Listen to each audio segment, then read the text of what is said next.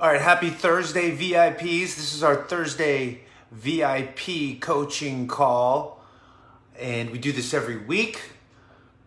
Wanted to get you on this call because today we're going to talk about a very important key to good nutrition, and that will lead you to your weight loss goals.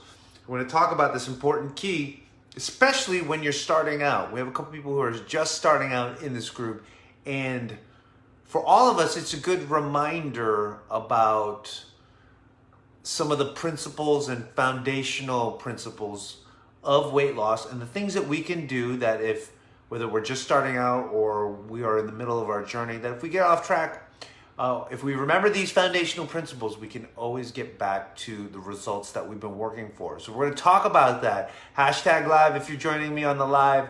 Hashtag replay on the replay. Smash that heart button. Smash that like button.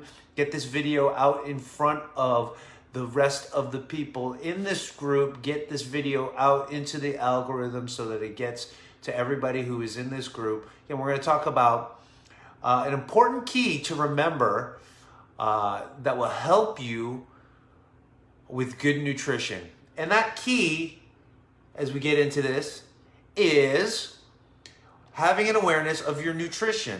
Now, that sounds like a very simple statement, but one of the most important things that you can do, whether you're starting out or if you get off track, to raise your awareness when it comes to your nutrition is to log your food. Food journaling is a critical component to weight loss, especially if you get off track, especially if you are starting out. Why is that? Because I just said it. It raises your awareness. Just think about it. Every time something that passes your lips, you're going to write it down. Just imagine that process.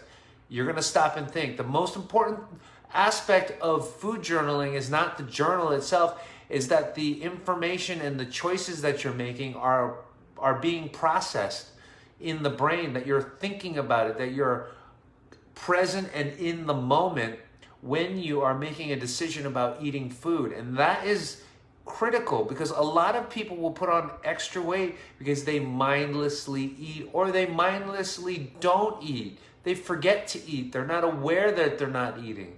And that's equally as bad.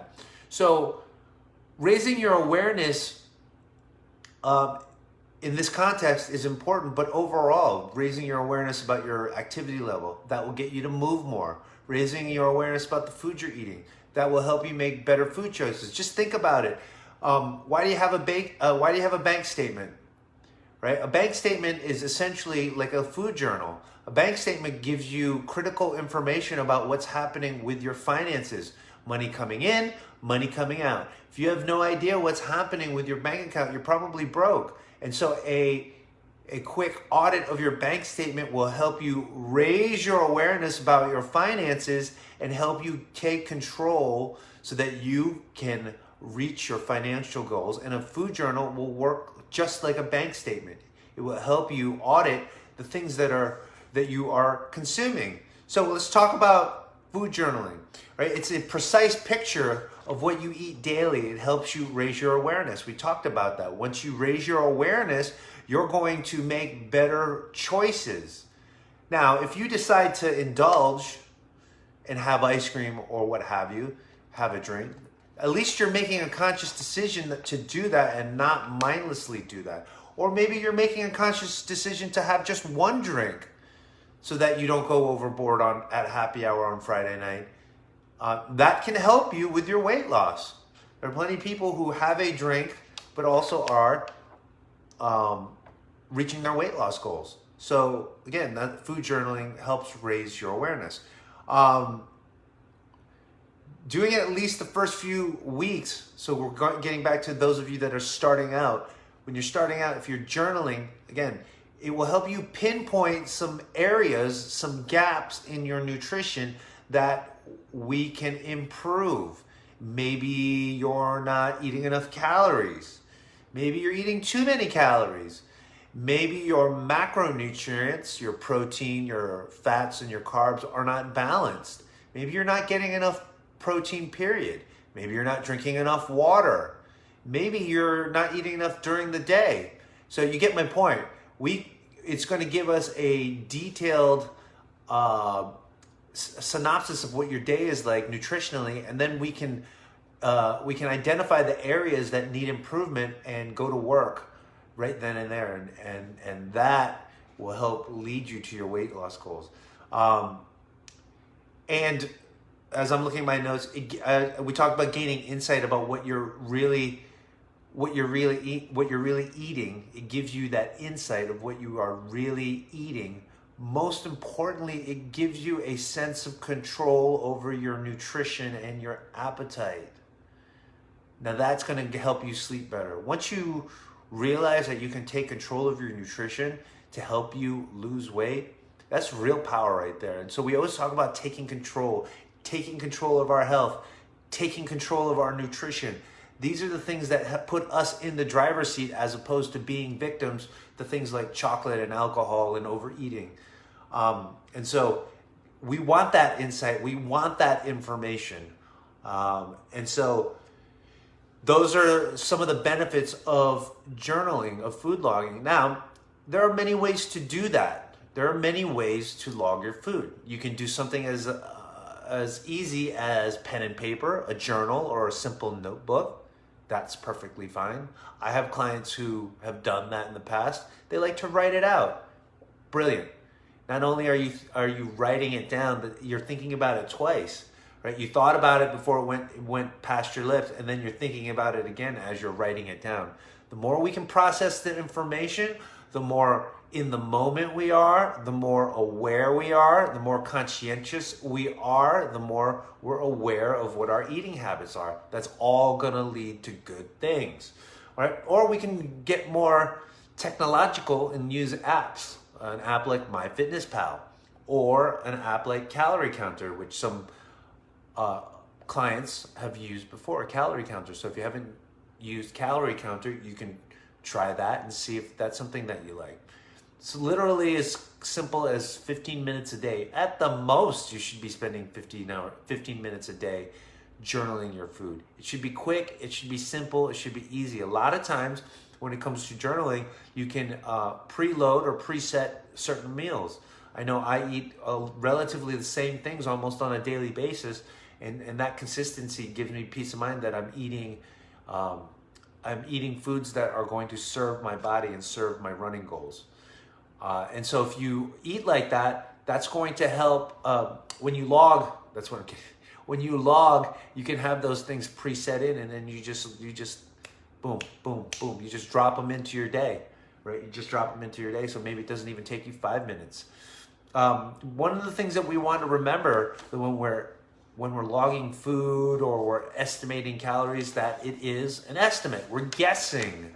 We are guessing. The only true way to know the caloric makeup of a certain piece of food is to weigh and measure it. And we're not going to get to that level of detail. It's not required. Plus, you people, you are already very busy. And so what we don't want to do is complicate these processes and burden and make them tedious, because you won't stick with them. It won't be sustainable. So we want to make this as simple and painless as possible. It can be quick. Use a quick estimate. Bananas, 90 calories to 120 calories. An egg is 100 calories, like things like that. Just boom, boom, boom, boom. Now, the problem happens when we're estimating. Sometimes we're estimating too low, and then we end up overeating. Now, that will show up in our weekly result. If we're overeating, if we're eating above our prescribed caloric intake for weight loss, then we will see a slight to no change in body weight. And so we can adjust from there. We can start to dial back the calories a little bit, and then continue to do that until we get the desired result. If you have questions about that, or if you're trying to figure that out, maybe you're having those issues, please schedule your accountability call, and we'll go through that and reset your caloric intake. But most people will underreport their calories. Don't forget nibbling, snacking, cooking, you're tasting stuff. All of that counts. And so that all needs to be included in your food log in your food journal. So I have here, keeping a detailed journal of what you eat goes far beyond just recording your food choices. It also allows you to track how you feel after you eat certain foods, so you can start to tune in your body and your digestive system. So that's the sort of that next level. Not only are we going to record what we ate and what the caloric makeup it was, but how did we feel after we ate that food? Did we feel energized? Did we feel light and energized? Or did we feel weighed down and like we were crashing? Or did we get a stomach ache? These are things that you want to pay attention to, because they can lead you to some very real discoveries about foods that you eat that may not agree with your body. For example, I used to drink milk growing up. I would have cereal for breakfast before I would go to school, and then by the time I was sitting in first period, I'd have a really bad stomach ache, but never thought about the connection between dairy and my digestive system. And come to find out, I'm lactose intolerant. So all those years where the milk was just sitting there and irritating my stomach, my body was telling me something about milk. So if you want to go to that level of detail, I would advise you to do that, because that can really affect and change and improve the way that you feel if we start to pay attention to how certain foods makes us feel. Another example would be gluten. If you're eating bread, grains, right, and they're not gluten-free, pay attention to how that makes you feel. Do you feel irritable? Do you feel like your joints are inflamed? Do you have digestive issues? You may be allergic to gluten. You may have to switch to gluten-free type products. But that's something that you're going to have to start paying attention to, and it can reap some real benefits for your health. So if that's what you feel like you need to take that next step, by all means, start to journal that, as well as the caloric makeup of the foods that you're eating. Okay, be accurate and be specific with what you're doing. Obviously, we're gonna, like I said, if we're not weighing and measuring food, we're gonna just kind of be making a best guesstimate, and so that's the best that we can do. So we're gonna go with that. It's important to be specific, though. Like, that's something that we can control. We can be as specific as we need to be. And so I encourage you to be as specific as possible. Make sure you're recording the good, the bad, and the ugly. Everything from broccoli to donuts. Make sure it all gets in there. That way, we're getting an accurate picture of what your daily eating habits are. And when we're doing that, when we're putting in the good, the bad, the ugly, it's important to remember not to be judgmental or critical. So minimize that critical voice that we have inside of us, that we all have inside of us. Really minimize that. What we're doing is using information and the power of information to help us gain insight on how we can improve. That's all we're doing. Because you had a donut, or because you had a drink, or because you ate broccoli, does not equate to your value as a person. You're neither good nor bad, or evil, or lazy, or anything like that. Does not mean anything based on what you ate. What we're doing is collecting information to get a result, and that's all we're doing. So please minimize that judgmental voice that you may have in your head, and use the power of the information that we are gathering through food journaling. Okay. And then finally, my final note on this is just be mindful. Continue to be mindful of your actions and your eating habits. As I said earlier, where people get in trouble is sort of mindless eating. And that's something that you can really avoid by paying attention and being aware of the things that pass your lips. And you don't need food journaling for that, but food journaling can help you raise your awareness so that you are more conscientious of the food choices that you're making, so that you can reach your weight loss goals. Okay, so there you go. There's a little bit about food journaling. If you need to schedule an accountability call, please do that. We can reset your caloric intake. We can go over food journaling.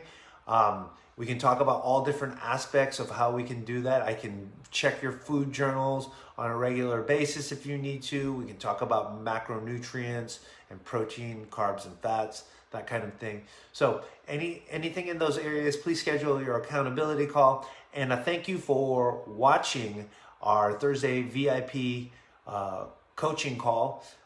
We'll do this again next week. And if you have any questions, go ahead and post them in the chat. I'll circle back to them and answer them for you. Till then, I hope you enjoy the rest of your Thursday evening, and we will talk to you soon.